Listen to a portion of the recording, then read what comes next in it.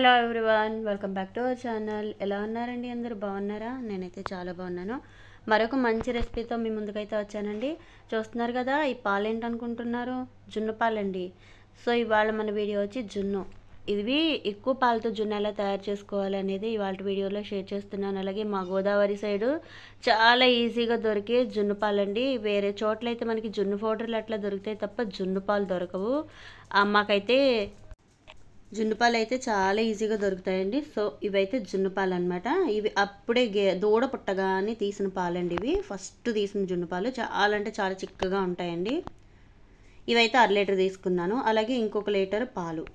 మనం ఇంచుమించు 2.5 లీటర్ల పాలతో జున్ను అయితే తయారు చేస్తున్నాం ఇవాళ. వీడియో అయితే చాలా బాగుంటుంది, ఎక్కడ మాత్రం స్కిప్ చేయకుండా చూడండి.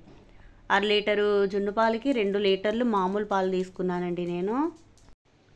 ఒకటి, మనం జున్ను చేయాలి అనుకున్నప్పుడు జున్ను పాలు దొరికితే కనుక చిక్కని పాలు, మనం ప్యాకెట్ పాలు కాకుండా మనకి కేంద్రం దగ్గర ఉంటాయండి. మనకి గేదెల దగ్గర పాలు కేంద్రం దగ్గర దొరుకుతాయి.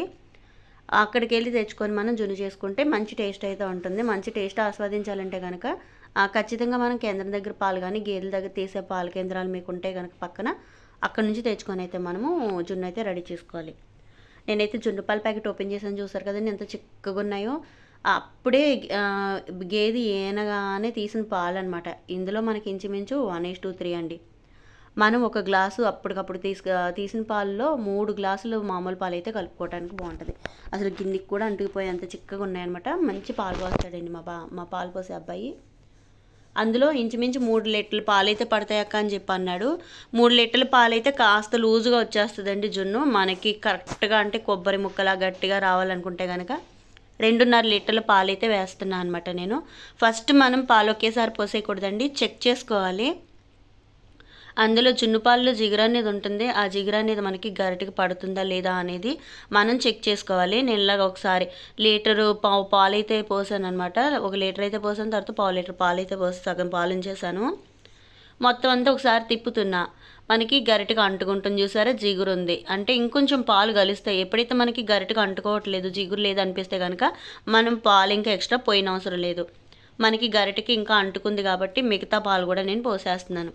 అంటే ఇవి చిక్కని పాలు కదండి, ఇంకా మనకి పడతాయి అనమాట. అలా నేను 1/2 లీటర్ ఏమో జున్ను పాలు, 2 లీటర్లు మామూలు పాలు కలిపి 2.5 లీటర్లు అయితే నేను రెడీ చేశాను అనమాట. మొత్తం ఒకసారి గరిటె పెట్టి తిప్పేస్తున్నానండి. పాలంతా కూడా జున్ను పాలలో మిక్స్ అయిపోయేలాగా తిప్పేస్తున్నా. గరిటెగా అంటుకోలేదు, చూసారా ఇలా మనకి మిక్స్ అయిపోయింది అనమాట.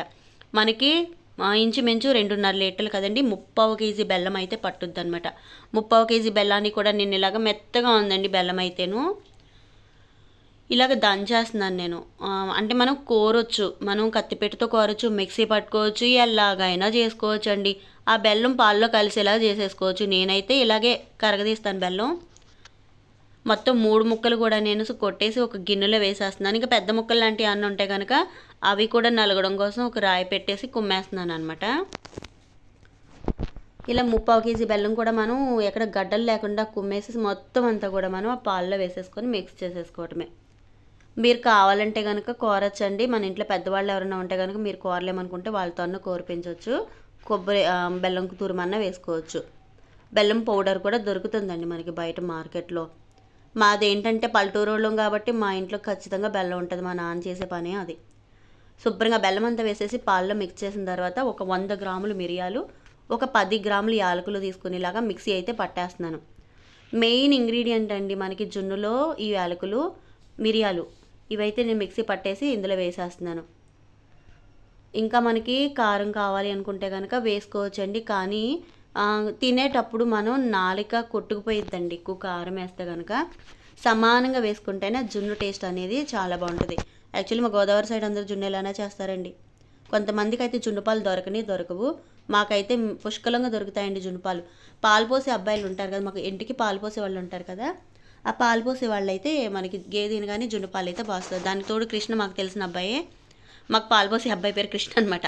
ఆ అబ్బాయి అయితే మాకు గేదెని కానీ ముందు పాలు అయితే మాకే తీసుకొచ్చి పోసేస్తాడనమాట. ఇలా మిక్స్ చేసేసుకున్నానండి మొత్తం ఆ పౌడర్ అంతా కూడా పాల్లో మిక్స్ అయిన తర్వాత పైకి మనకి ఇలాచీ వేసాం కదా, ఆ ఇలాచీ పైకి మనకి తేలుతుందండి. చూపిస్తాను నేను మీకు. ఇలా ఒక నెట్ట పెట్టి నేనైతే తీసేస్తానమాట. ఎందుకు అంతగా నచ్చదు నాకు. ఆ పౌడర్లో మిక్స్ అయిన తర్వాత పైనున్న తొరకలన్నీ తీసేస్తాను. ఇగో చూసారు కదా, ఇవన్నీ తీసేసి మొత్తం నేను పక్కన పెట్టేసి అప్పుడు జున్ను అయితే రెడీ చేసుకుంటానండి. మీకు కావాలంటే ఉంచేసుకోవచ్చు. మా పిల్లలు అయితే తినరు, అందుకని చెప్పేసి నేను తీసేస్తాను. యాక్చువల్లీ మనం పాలు కూడా వడపోసేసుకోవచ్చండి, కానీ మిరియాలు పొడి వడపోసేస్తే ఆ టేస్ట్ అనేది జున్నుకు రాదు. ఇలానే వేసేసుకోవాలి. మనకు ఉడికేటప్పుడు అడుక్కి మిరియాలు గింజలు అనేవి వెళ్ళిపోతాయి. ఇలాగా మనం ఏ గిన్నెలో అయితే పెట్టి కుక్ చేసుకోవాలనుకుంటున్నామో ఆ గిన్నెకి సరిపడగా బాక్స్ కానీ డబ్బా కానీ తీసుకొని అందులో పోసేసుకుంటే సరిపోతుంది. మూత కూడా ఈజీగా తీసుకునేలా ఉంటే మంచిదండి. ఇలా 3 గిన్నెల్లో పోసాను నేను. మొత్తం 2.5 లీటర్ల పాలు కూడా ఇలా 3 గిన్నెల్లో పోసానండి. మా వారు వాళ్ళ ఫ్రెండ్స్కి కూడా ఇస్తానని అన్నారు. మన ఇంట్లో జున్ను ఉండమంటే కనుక ఖచ్చితంగా మా ఎండి గారికి అట్లా వెళ్తాయన్నమాట. ఇలా బాక్సుల్లో వేసేసి నేను రెడీ చేస్తాను అనమాట. కాకపోతే ఇంకొకటి ఏంటంటే మనకి కుక్కర్లో పెద్ద గిన్నె అయితే పట్టలేదు. ఆ పెద్ద గిన్నెలో ఉన్న పాలైతే వేరే డబ్బాల్లోనూ ఇంకొక బాక్స్లోనూ పోసాను అనమాట. ఇలాగ నేను ఇడ్లీ పెట్టుకునే స్టాండ్లో ఒక 2 గ్లాసులు వాటర్ వేసి దాని మీద బాక్స్ పెట్టేస్తానండి. ఒక 20 నిమిషాలు ఉడికిన తర్వాత నేను మూత ఓపెన్ చేసి మీకు చూపిస్తున్నాను. మొత్తం ఆవిరంతా పోయిన తర్వాత చేయి పెట్టండి, లేకపోతే చేయి కాలిపోయిద్ది అనమాట. మనం కుక్కర్లో కూడా పెట్టుకోవచ్చండి, ఇడ్లీ పాత్రలో పెట్టుకోవచ్చు, ఎలాగన్నా సరే రెడీ చేసుకోవచ్చండి. ఇంచుమించు మనకి జున్ను ఉడకడానికి అరగంట మాత్రమే పట్టుద్దండి. నేను 20 నిమిషాల ముందు ఓపెన్ చేశాను, ఎందుకంటే ఇవి స్వచ్ఛమైన పాలు కాబట్టి 20 నిమిషాలకే కుక్ అయిపోయిందండి. ఒక ఫోర్క్ పెట్టి నేనైతే గుచ్చుతున్నా, మొత్తం మనకు జున్ను అయితే రెడీ అయిపోయింది. ఇంకా మనం స్టవ్ ఆఫ్ చేసేసి వేరే గిన్నె అలా 1 బై 1 పెట్టేసుకోవచ్చండి. ఒకేసారి పెట్టేసుకుంటామన్నా సరే పర్వాలేదు.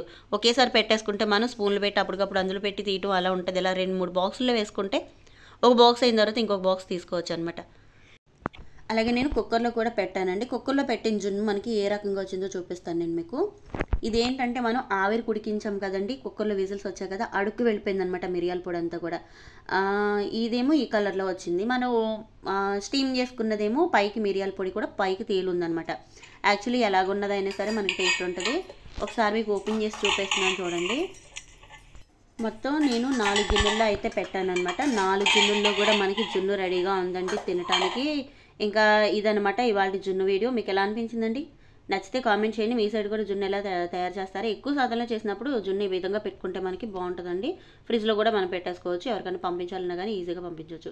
చూసారు కదా, కొబ్బరి ముక్క తిరిగినట్టు దిగుతుంది మనకి జున్ను అంత బాగా వచ్చిందనమాట. మనం కలుపుకునే విధానాన్ని బట్టి జున్ను టేస్ట్ ఉంటుంది, జున్ను వచ్చే విధానం కూడా ఉంటుంది. సో వీడియో ఎలా అనిపించిందో ఖచ్చితంగా కామెంట్ అయితే చేయండి. నచ్చితే లైక్ చేయండి. మా గోదావరి సైడ్ రెసిపీ మంచి పాలతో అప్పటికప్పుడు ఈయన గేదె పాలతో చేసిన జున్ను ఎలా ఉందో ఖచ్చితంగా కామెంట్ చేసి నాకు పెట్టండి. అలాగే మన ఛానల్ని ఇప్పటి వరకు చూసిన వాళ్ళు ఎవరైనా సబ్స్క్రైబ్ చేసుకోకపోతే కనుక please subscribe my channel. And video చివరి వరకు చూసినందుకు థ్యాంక్స్ ఫర్ వాచింగ్. ఇంకొక వీడియోతో మళ్ళీ వస్తాను. అంతవరకు సెలవు. నమస్తే, బాయ్.